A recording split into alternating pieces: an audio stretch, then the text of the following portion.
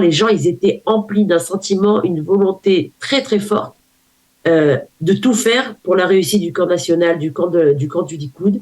Et c'était juste magnifique de les voir comme ça s'agiter, vouloir faire quelque chose, se battre pour. Ils étaient à 4 pour pouvoir prendre dans leur voiture une personne âgée de 100 ans. Nous avons le plaisir d'être en ligne avec Lali Deray. Lali, bonjour, Boker Tov. Boker Tov. Merci d'être avec nous ce matin. Alors, on va, dans une seconde partie de cette conversation, revenir sur la victoire du Likoud. Et vous en êtes pour quelque chose, on va dire, puisque vous avez été la responsable des volontaires au sein du Likoud qui se sont mobilisés. On les a vus aussi assez massivement, en particulier le jour des élections. On va revenir là-dessus dans quelques instants. Mais avant tout, nous sommes au lendemain des commémorations marquant l'assassinat d'Yitzhak Rabin, le 27e anniversaire de l'assassinat d'Yitzhak Rabin, et vous avez participé hier à un dialogue qui s'est instauré au fil des ans, on va dire, entre les différentes composantes de la société israélienne. Alors expliquez-nous de quoi il s'agit et quelle a été la teneur de ce dialogue justement aujourd'hui, au lendemain des élections. Alors donc, c'est à l'initiative de plusieurs mouvements de jeunesse, le Bnei Akiva et le Noar HaOved VeHaLomed. Et ce sont deux mouvements de jeunesse, qui issus de bords politiques un peu différents, qui ont décidé il y a quelques années, à la place de faire une espèce de manifestation avec beaucoup de discours et des gens et des VIP qui commençaient qui débattent et qui font des discours, ils ont décidé en fait de réunir les mouvements de jeunesse et des personnes qui souhaitent en fait renouer le dialogue entre différentes composantes de la société israélienne, de les faire asseoir autour d'une table et de les faire se connaître un peu mieux. Donc moi, on m'a demandé hier de participer à une table ronde justement où j'ai parlé avec des jeunes et des moins jeunes. Il y avait des gens de tous les âges. J'ai expliqué un peu mon parcours.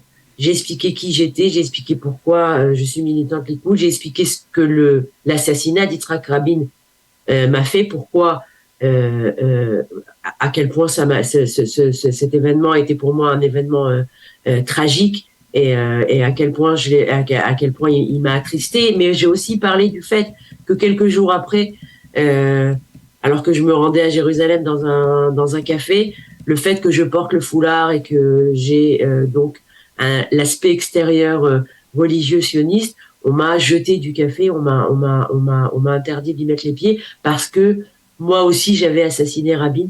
J'ai expliqué comment j'avais ressenti le fait qu'on m'avait empêché en fait de prendre le deuil de mon premier ministre, qui était mon premier ministre à moi aussi. Et donc voilà, le but c'était de leur faire connaître un peu qu'est-ce que c'est que d'être une habitante j'habite en Judée-Samarie, qu'est-ce que c'est d'être religieuse, qu'est-ce que c'est d'être une militante Likoud, et surtout moi le but en fait quelques jours après les résultats des élections, c'était de calmer un peu calmer les frayeurs. Dans le débat israélien de ces derniers jours, on a l'impression que toute la gauche est en train de dire qu'elle va quitter le pays parce que les extrémistes vont les obliger à porter la burqa ou à porter le foulard ou va leur interdire d'aller à la plage Shabbat. J'ai juste tenu à les rassurer en fait que tout va bien et on va pas se transformer en Iran juif et que voilà, les rassurer, leur dire qu'il n'y a pas. Je voulais revenir. C'était surtout ça. C'était essentiellement des jeunes et on a beaucoup parlé de la jeunesse à l'époque, il y a 27 ans, de la jeunesse des veilleuses, de cette jeunesse qui aujourd'hui sont devenus des adultes et même des adultes avancés en âge. Mais comment les jeunes aujourd'hui perçoivent l'assassinat d'Yitzhak Rabin? Parce que je lisais un sondage qui disait que en fait aujourd'hui il y a un tiers de la jeunesse israélienne qui ne sait même pas qui est l'assassin d'Yitzhak Rabin et qui apparemment n'a pas véritablement conscience de ce qui s'est passé il y a 27 ans. Par la force des choses, ceux qui étaient hier à Tel Aviv au Kikar Habima, ce sont des jeunes qui sont concernés, à qui on a parlé. Vous savez, les jeunes qui font partie des mouvements de jeunesse, généralement, on leur apprend ce genre de choses, on leur rappelle ce genre de choses. Donc, moi, ce qui m'a fait de la peine, c'est que comme dans beaucoup de manifestations de ce type, il y avait énormément on va dire, entre guillemets, les extrêmes. C'est-à-dire qu'on a trouvé beaucoup de personnes appartenant au sionisme religieux, habitant les territoires ou habitant les villes centrales du pays. On a vu beaucoup de gens qui votent à Voda, Meretz, le Parti travailliste et Meretz, donc les partis de gauche.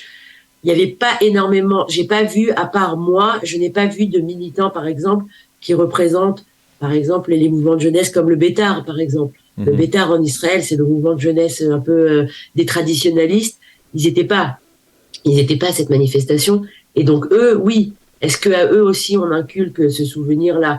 Pas seulement parce que pas le souvenir qu'on a voulu donner à Rabin, qui est la droite a voulu assassiner la paix, mais franchement le fait inculquer cette notion de débat démocratique qui peut pas aboutir à de la violence, qui peut jamais aboutir à de la violence. Et je pense que ces derniers temps, avec les réseaux sociaux, ce que j'ai dit hier en fait, les réseaux sociaux et les médias qui sont obligés un peu d'aller en fait de concourir à l'escalade des mots pour se faire entendre. Les gens, on a le sentiment dans beaucoup de lieux dans lesquels je me trouve, que les gens se sentent obligés de monter le ton ou d'utiliser des mots encore plus violents pour se faire entendre. Or, moi, je sais pas, moi le sentiment que j'ai, c'est ce que j'ai dit hier aussi, et c'est ce que j'essaie d'inculquer à mes enfants et aux gens avec qui je parle, c'est que très souvent, quand quelqu'un il est certain de ses opinions, il est droit dans ses bottes, il n'a pas besoin de crier, il n'a pas besoin d'utiliser des mots durs, il n'a pas besoin d'être violent, bien entendu. Il lui suffit d'être droit dans ses bottes et de dire ce qu'il pense, calmement, sereinement, et ça marche. Alors. Et c'est ça, en fait, à mon avis, c'est ça c'est le grand message qu'il faut faire passer aujourd'hui, c'est que dans cette cacophonie dans laquelle on vit, cette cacophonie des réseaux sociaux, cette cacophonie, en fait, d'être toujours celui qui sort du lot, tu peux sortir du lot en étant calme, en étant serein, en développant tes arguments, et c'est comme ça qu'il faut, et c'est comme ça qu'on gagne en fait. Alors, ça c'est pour ce qui s'est passé hier, et on va revenir maintenant ce qui s'est passé la semaine dernière, mardi dernier très exactement, avec les élections. On dit que le Likoud avait beaucoup misé sur la journée électorale. On avait le sentiment, dites-moi si je me trompe, mais en tout cas c'était un sentiment qui était assez général, que les électeurs du Likoud étaient peut-être plutôt passifs, qu'ils avaient du mal à se réveiller. Et puis d'un coup, finalement, le jour des élections, on les a vus, comme dirait Binyamin Netanyahou, se ruer vers les bureaux de vote pour voter. Comment vous expliquez ça de l'intérieur, vous qui avez orchestré, on va dire, l'ensemble des militants, des volontaires de la campagne électorale du Likoud? Alors, je vais diviser ça en deux parties. La première partie, ce sont les personnes qui se sont réveillées juste parce qu'ils ont passé une année et demie très difficile de leur point de vue, où ils ont vu les valeurs nationales, les valeurs du judaïsme qui ont été bafouées, ils ont eu le sentiment en fait que le pays est en train de partir à volo, et donc ils avaient besoin de personne pour aller voter, des gens qui ne sont pas allés voter lors des dernières élections et qui ont décidé lors de ce scrutin de sortir et d'aller voter. Ça c'est un premier cas. Le deuxième cas, ce sont les personnes qu'on a tout simplement sorties par les oreilles, si je puis dire, excusez-moi, on a sorti par les oreilles le jour des élections. On a fait en fait une opération. On avait plusieurs opérations qui ont été menées de concert. La première opération, c'est l'opération que j'ai menée, c'est l'opération des volontaires. Moi, par exemple, j'ai eu le mérite en fait de diriger donc ce département des volontaires, des bénévoles du Likoud, où il y avait quelque chose comme 5000 véhicules. Je parle que des véhicules, d'accord? 5000 véhicules qui ont été mis à notre disposition. Les gens qui m'ont dit, utilisez-moi toute la journée, je vous fais des voyages toute la journée, je vous prends des gens de Eilat, je les amène à Be'er-Sheva. Ce que le Likoud a besoin, ce que le camp national a besoin, je suis à votre disposition. Et donc, on a eu 5000 véhicules à notre disposition de gens qui ont donné, qui ont passé la journée à mettre à conduire des gens, en fait, des personnes âgées ou des personnes handicapées aux urnes. On a eu des dizaines de milliers de bénévoles, et je n'exagère pas, qui se sont rendus, qui ont téléphoné à des personnes qu'ils connaissaient pour les faire sortir pour qu'ils aillent voter, qui ont fait du porte-à-porte. Ça, c'est encore une autre opération qui a été menée, qui ont fait du porte-à-porte dans toutes les grandes villes d'Israël, qui sont venus avec leur voiture, qui ont fait le tour des rues principales des villes d'Israël. On a eu une opération énorme pour, en fait, s'assurer que toutes les personnes qui susceptibles de voter pour le camp national et pas seulement pour le Likoud, et ça, pour moi, c'est une des grandes leçons de ces élections, c'est qu'en fait, on a créé un parti républicain, mais un parti républicain israélien. Mais c'était très très bien orchestré, même s'il y avait des hicks, même si c'était pas parfait. On a senti en fait le sentiment, les gens, ils étaient emplis d'un sentiment, une volonté très très forte de tout faire pour la réussite du camp national, du camp du Likoud. Et c'était juste magnifique de les voir comme ça s'agiter, vouloir faire quelque chose, se battre ils étaient à 4 pour pouvoir, pour prendre dans leur voiture, une personne âgée de 100 ans qui voulait absolument aller voter. C'était juste magnifique, cette journée. Et ça, vous l'avez senti très rapidement, c'est-à-dire, on va dire par exemple, est-ce que c'était visible, cette mobilisation, elle existait déjà dans les jours qui ont précédé le scrutin, ou ça s'est produit véritablement durant la journée électorale? Non. En fait, on a commencé à travailler en fait à partir de début septembre. Début septembre, on a déjà commencé à recueillir les noms de personnes qui souhaitaient être bénévoles le jour des élections. Donc, on a travaillé en fait sur les informations qu'on a reçues. On les a dispatchées en fait selon les villes dans lesquelles ils habitent. Quel genre de bénévolat ils voulaient faire. Donc, depuis le début, on sentait une volonté de faire partie de ce mouvement. Donc, ça, c'était depuis le début. Mais c'est évident que les derniers jours avant les élections, ça a été un raz-de-marée, en fait, dans les groupes WhatsApp qu'on a créés, sur Facebook, sur la page de Telegram de Benjamin Netanyahou, sur la page Facebook, ça ne s'arrêtait plus. Et surtout, et aussi beaucoup de personnes qui voulaient absolument aller voter, qui disaient, moi, on a eu des cas complètement incroyables, inouïs, des gens qui m'ont dit, ça fait 3 ans que je suis pas sortie de chez moi parce que j'avais peur du corona, mais là aujourd'hui, je suis obligée d'aller voter, c'est pas possible, je peux pas me permettre. Donc trouvez-moi quelqu'un qui vienne avec un masque, qui ait de la patience pour moi, et je viendrai voter. Et c'est exactement ce qui s'est passé. Donc non, le sentiment la volonté de vouloir faire partie du mouvement, de vouloir cette espèce d'enthousiasme et de volonté de travailler pour la réussite du camp national. On l'a vu depuis le début, mais les derniers jours, c'était juste incroyable. Alors, je voudrais avoir votre analyse, on va dire, politique de ce qui s'est passé la semaine dernière, de ces élections, de ce succès de la droite israélienne. Et d'abord, vous posez une question. Si vous étiez vous-même Benjamin Netanyahou, comment vous réagiriez à cette victoire aujourd'hui? Comment vous vous comporteriez envers ceux qui ont perdu, le camp des perdants? On en a parlé hier, Benjamin Netanyahou et même Yair Lapid en ont parlé lors de leurs interventions à la Knesset dans le cadre des commémorations de l'assassinat d'Yitzhak Rabin. Comment vous pensez que Benjamin Netanyahou doit se comporter envers ceux qui ont perdu les élections? Il doit se comporter exactement le contraire de la manière dont s'est comporté Yair Lapid et Naftali Bennett, tout simplement. C'est-à-dire leur donner leur place à la Knesset, leur permettre de participer au comité, ne pas annuler leur opinion uniquement parce qu'ils ne font pas partie du même bord qu'eux. Et c'est ce qu'il a fait, en fait, tout au long de sa carrière.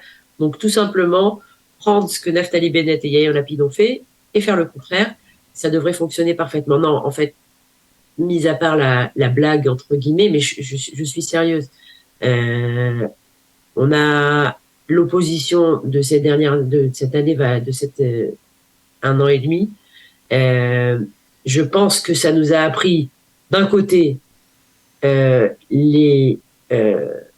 que les limites de la gouvernance, on va dire, étaient bien plus éloignées, c'est-à-dire qu'on avait beaucoup plus de marge de travail et d'action que ce qu'on pensait. On a toujours un peu été timide sur les changements qu'on souhaitait faire au camp national. On avait toujours peur un peu des médias, un peu peur de qu'est-ce qu'on va dire de nous. Et là, en fait, on a compris que quand quelqu'un est au pouvoir, eh bien, il est au pouvoir et il fait les décisions, et c'est pour ça qu'il a été choisi par le public. Ça, c'est d'un côté. Mais de l'autre côté, on a aussi appris ce que c'était que d'être une opposition qui est complètement rabaissée, à qui on ne laisse pas le droit de parler, à qui on interdit de participer à des commissions électorales, à des comités de travail où on a toujours donné à l'opposition le droit de vote et le droit de s'exprimer. Donc oui, tout simplement agir en fonction du mandat que le public a donné à la droite, c'est-à-dire de faire une politique de droite, et d'un autre côté, oui, respecter l'opposition comme on l'a toujours fait. C'est pas nouveau. Le fait qu'on essaye aujourd'hui de nous diaboliser en disant que c'est nous qui empêchons la gauche de parler, c'est tout à fait le contraire. C'est complètement fou.